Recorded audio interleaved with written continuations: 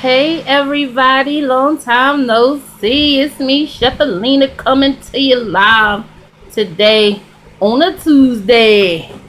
Okay, I don't want to sing the whole song, but anyway, I want to say hey and how y'all doing?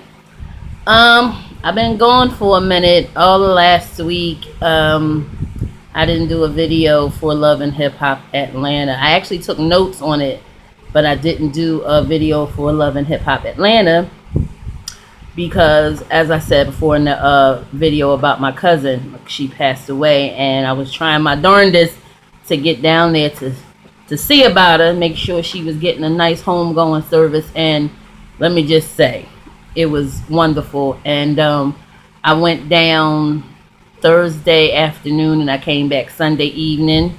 And yesterday I was just chilling because you always need a vacation after the vacation. Even though it wasn't kind of a vacation, it still was out of my element, out of my city or whatever. So it was kind of like a vacation, traveling on a plane to and fro. It was pretty quick too. The airplane. Well, let me just start from the beginning. I actually left on Thursday, and when I got there, I stayed with one cousin, my cousin Marcia. Hey, Marcia. And everybody down there was just so hospitable. It's just so, you could just tell the difference between North and South. And that's why I can't wait to move. I've actually just really made a clear decision. I got a clear plan in my head, what I want to do, because I'm going. I done told my son, I said, listen, last year, I let you get your first year of ninth grade in here at the school that you wanted to go to. And quite frankly, I feel like you didn't do as well as you could have, but it was a transition from middle school to high school, and it's hard for everybody because it was hard for me too when I was in school, whatever. But my son is super smart. It was just a matter of focusing on the right things, and he got a little sidetracked, and his grades to me weren't up to par. Like, this is the first time I've really been just struggling all year with his grades. We never really had that problem. It might be one little thing and he'll get it together because he'll do his work and catch up. But high school is a different ball game. And I tried to tell him that in the beginning, but my thing to him was, I went through so much last year with my mom passing away and him graduating 8th grade and us trying to get together to go down south for the first time in years. And we went to Orlando and Atlanta. We was all over the place, and I did all of that and maintained, getting him in the right school where he wanted to go and was, that was his choice. You know what I mean? I tell him, you don't ever want to settle and let somebody give you what they think you should have. You let them know, no, this is what I'm entitled to. You're not giving me anything, and I want to go here. And the only way you can do that is if you keep your grades up to par and you just do what you're supposed to do. And I mean, how hard is that at 14, 15 years old? But when they're in it, they don't realize it until they get to be about 21 and they see how easy they had it. And then they be like, oh, I wish I could go back to that. But anyway, I went down and I stayed with my cousin Marcia, and the wake was that night. So we went to the wake, and she loved red. My cousin Sandra, she loved red. So everybody had some kind of little red thing on to just celebrate her. And I had on a black shirt and a black and white skirt, and then I had on red shoes. So everybody was like, oh, that was a cute, nice little twist of red or whatever. And I was like, yeah, I always like red, white, and black, red, white, and black. I always like that combination. That's actually the colors of Art Institute also, where I attended here in Philadelphia. But anyway, we went there, and it was just a celebration of her life. Everybody had a different story, but the general story was, she was a person who didn't mind saying how she felt about stuff, but she was a people person. There was no, well, I don't feel good, I'll just, sit over here, I'll call you later. They said she'll be right over there trying to take care of you or do anything she could possibly do to make you feel better, or just go out of her way. Just a selfless person, even down to the end. Like I said, she was speaking of the anniversary of my mom's death, and in her last days, and I just thought that was remarkable, and that's what made me so adamant in going there, even though I was really like just struggling to get my money together. God put it together for me. And anytime I've learned this, maybe 10 years ago, I want to say, when things start shaping up exactly how I think it or put it in my head, that's God saying, yep, that's the path I want you to go on. That's exactly what I want you to do, and I'm gonna make it happen. Even if you don't have no money, money just was starting to come out of nowhere. A focus group called me with $100. My uncle actually sent me some money, and he was just like, you representing a family or whatever, and I couldn't really send nothing down there at the last minute, so I figured I'd help you, and that helped me. So when I went down there, I wouldn't be totally, you know, just broke. And I mean, that's how it is sometimes, just trying to be self-employed or whatever. It's just, it's hard sometimes. So he sent me different things, and I got some things done before, I left here. I left my son some money and put gas in my car because I had let somebody hold my car to get Makai around or whatever they wanted to do. So that was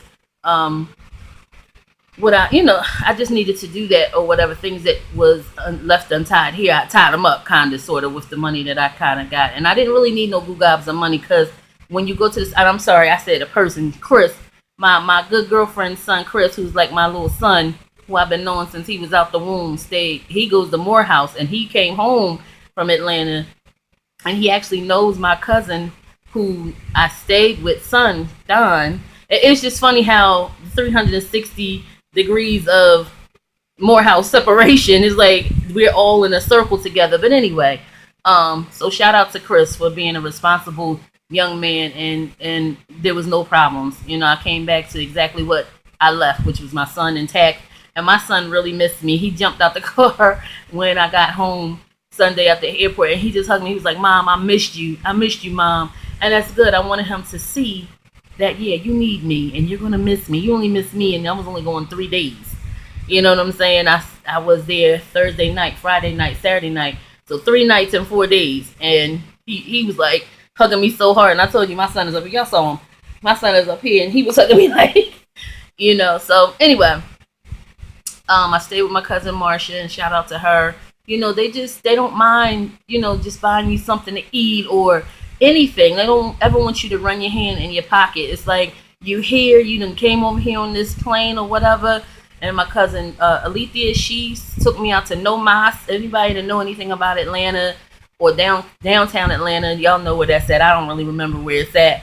But the food was great, and our waiter was so nice. He was a nice looking guy too. He was so nice, attentive, just all over us. Like, not on that where you go somewhere tip, but like, y'all got this, and just talking, knowing about the food, telling me what was a good thing to choose, if what was I in the taste for, and I told him, and I picked the perfect thing. So whatever. It was just the fajitas, but the steak was great, the shrimp was great, the accompaniments were great. It was just like the refried beans, the cheese, the oh goodness, I'm trying to think with the cilantro and the onions and the tomato. I can't even think of what that's called right now. I can't even think of the name. But anyway, everything was great, and we had a good time. She showed me all downtown Atlanta. That was Saturday. But Thursday night was the wake, and everybody spoke so well of her, and it just was a joyous occasion. Her husband was, you could tell he was feeling it, because he would cry sometimes, but then he would get the spirit, the Holy Ghost, because they're Pentecostal, and they do what they're going to do. They don't hold back.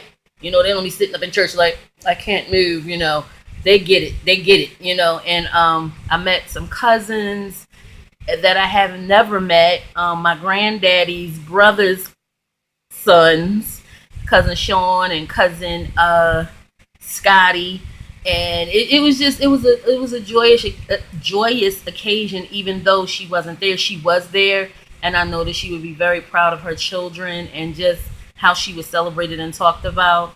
And I stayed with my cousin Marcia that night. We went to the Popeyes afterwards. Actually, that's when I actually got something to eat, because I think in the beginning I don't know. I can't remember. I got food, I think, twice. One time I just ran through and got like something like French fries or something when I first got here, because I don't eat before I get on the plane. Is that my home? Oh, I don't eat before I get on the plane, because I don't play them bathroom games on the plane or nowhere else. If I got to go to the bathroom, and you know what kind of bathroom I mean, yeah, I need to be somewhere where I'm safe and comfortable. I don't play them games. So I was starving. But anyway, yeah, so that was Thursday night. So Friday morning was when was it? Thursday night after we came from the wake, we didn't really eat, so we stopped and got some Popeyes. So I don't know where this Popeyes is, but this was like 9:30 at night, and I know I shouldn't have been eating that late, but whatever. Um, this was 9:30 at night. I was really hungry, and the Popeyes was like the club let out. The drive-through had about 25 cars in there. It was people in there. I mean, it was buzzing like New York. I said, and where do you see? Because here in Philly, we have Popeyes, and they're very busy. They do very good business here, but it's nothing like that. And I think the Popeyes here may close at like 8 o'clock or 9 o'clock, if that, if that late. I'm like, it's 10 o'clock. And it's like the club let out. So we had to park and go walk in there and get waited on. And when I tell you that food was as fresh and hot and good, like it was the first batch of food that was going in for the beginning of the day.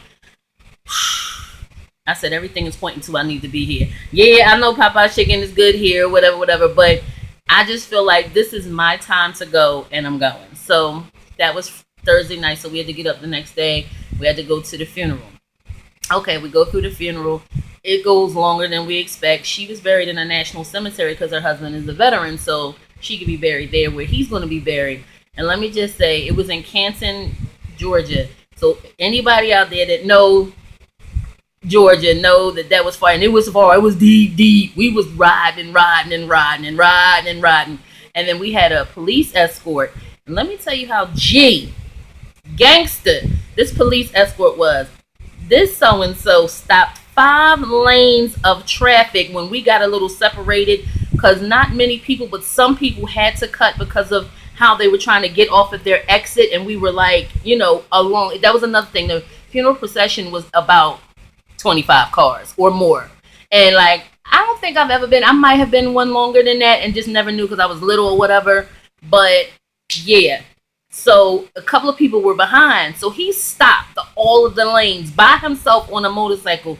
There's usually 2 cops. It was just him. He stopped it. And I said, look at this. And he did it like 4 or 5 times. And when we would get behind, like somebody would be driving too slow, he would come up and be like, come on, what you, I said, look at him. You better be being gangster. Like somebody need to call, find out his name, whatever, because he needs a raise, a big up, or something. Because he held it down. He did his job.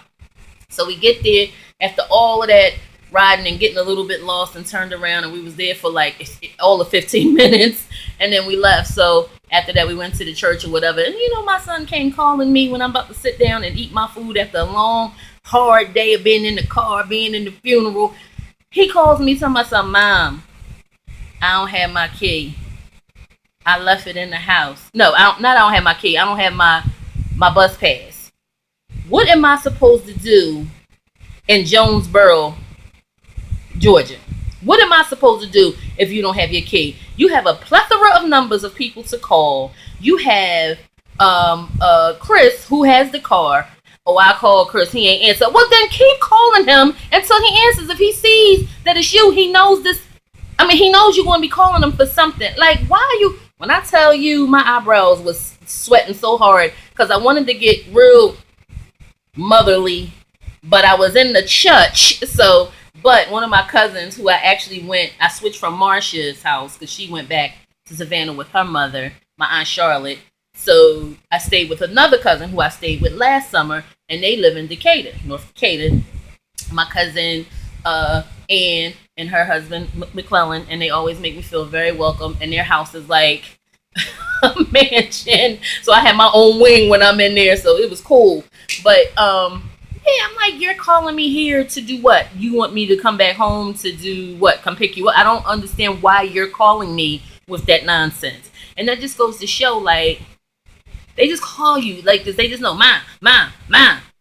Like, don't call me with that. Like, if it was an emergency or whatever, still call somebody else. If it's something where I needed to be notified, then you call me. Not because you don't have your bus pass. Call Chris. So anyway, my cousin said he heard me say some stuff. He said, I knew it was Makai the way you was talking to him. I said, yeah, because I don't play no games. So I left there, and I switched my luggage over to cousin Marcia to cousin Ann, and went to her house. And so Saturday I was free, so I got with my cousin Alethea, who took me to No Mas, and she took me all downtown, showed me the Phillips Arena and the where the Atlanta Falcons play. and just the monuments of Martin Luther King and the tombs of him and Coretta Scott King, and just a whole bunch of downtown like real estate or whatever. And it was just like this real estate down here is worth so much money. Like even to the people that have been living here for years, they like if they was to sell, they would give them a good bit of money, but it still wouldn't be compared to the money that they're going to put into these condos or whatever because they're building downtown Atlanta up, just like they're doing here in Philly. So, because our neighborhoods are definitely more diverse than it has been in the last maybe 20 years, and my block is a really diverse block. My block is probably where it was when I moved in here. It was predominantly white, but now it's still predominantly white, I would say. We have an Asian family next door to me. I have some black sprinkled in. It's a lot of white Italians that's been here forever and they're not moving. And I live right across the street from a church, school, a church, Catholic church parking lot, which was a school at some point. They closed the school down, but yeah, so I live on a block with the Lord, so I'm continuously blessed and highly favored. Yes, I am. But getting back to the story. Anyway, so Saturday I went out with my cousin and we had a good time. I was stuffed. The food was great.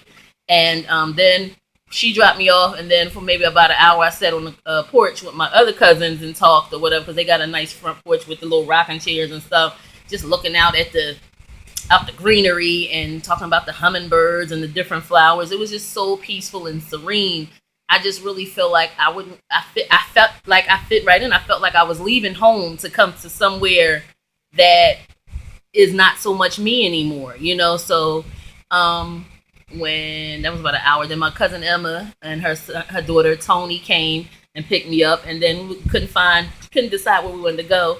And shout out to Tony. Tony's graduating next Saturday. I was wishing that everything was this weekend so I could have been there for her graduation too, but they had a celebration at the church for the graduates, so I was able to do that right before I left on Sunday. And on Saturday when they came to get me, we couldn't think of what to do, so I was like, let's get some seafood or something. We want to get some crabs or whatever. So again, she was like, no, I'm gonna pay for it. And we got like a little, I think maybe about, I want to say about 20 crabs between us. And at first Tony was like, no, I don't eat those kind, the blue crabs, the little crabs. And next thing we know, she was like, oh yeah, this is great. These are tasty. I was like, I thought you ain't want none. Oh yeah, I did say that, but these are good. So we did that and we tore those crabs up. Sat there, we had something to turn the fan on. We got us some sodas, and we tore them crabs up. And it was just a good time. We was out about an hour or so. Then they dropped me back off, and then I saw them the next morning at the church, and their pastor is actually from Philly, I believe. Oh goodness, I can't remember his name, but I know he's near. If it's not Philly, it's somewhere near Philly. And the pastor was just talking about last year when I went down there. He had just come back because this was in June or July, the beginning of July, right after July 4th, when I went to church and I was about to leave. I think that day he was saying how he had been taken out on a stretcher last May. So that day that I was there last year, it was his first day back. So this year he was just reminiscing on what happened last year. And it was just like, wow, he said, and that's why I know God is real, because I'm standing here talking to y'all about it today. And it was a good service or whatever. And it was good to see Tony, and I gave her a little gift or whatever. And she was just so appreciative, like just one of them really good kids that don't look for much or whatever. So that's why you appreciate and try to give them all you can give them. She's going away to Denver. I think she has a full scholarship, I think her mom said to me, but that's remarkable and it's wonderful, and I just wish her the best. So that was basically it. Oh. When I got on the plane, I'm sitting there looking, and I noticed a little boy that looked familiar to me. So I'm saying, is that? And I'm like, no. Then I see Charlie Mack. Charlie Mack is first out the limbo. So I'm like, I think that's Yaz. Yaz the greatest. Rashid Gray that plays Hakeem. And dag on sure it was. We getting off the plane because I had asked the stewardess, and she was like, let me find his name out. So she said, yeah, that's him. And I said, oh my goodness. So when he left out, he wasn't all, guarded up or nothing. And I walked out with him, and I was like, can I take a picture with you? I thought that was you. He said, sure.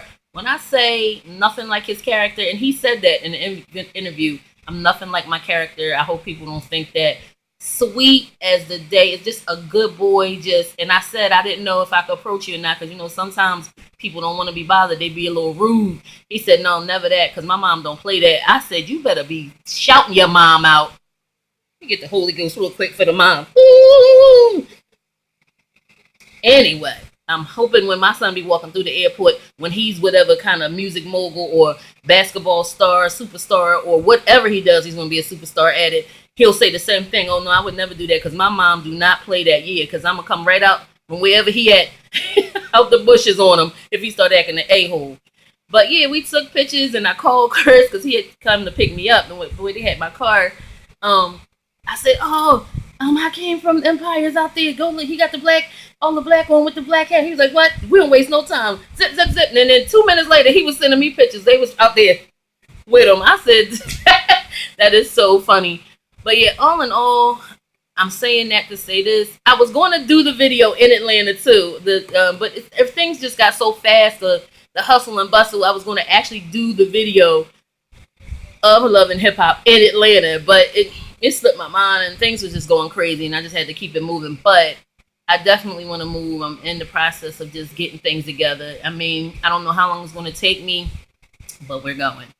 So I appreciate y'all listening to me, and I appreciate my viewers, my subscribers, and y'all keep on and sharing and liking and commenting. And I'll see y'all in the next video, which will be my Love and Hip Hop Atlanta. I guess it's episode 5. I want to say the last episode, not yesterday, because it wasn't no episode yesterday, I don't think. And because I was watching Andy and Mendices get married, and that was last week. So, and then I have the Braxtons. I'm going to review that. I think I'm going to review it. I think. So, thank you for tuning in. See ya. Bye.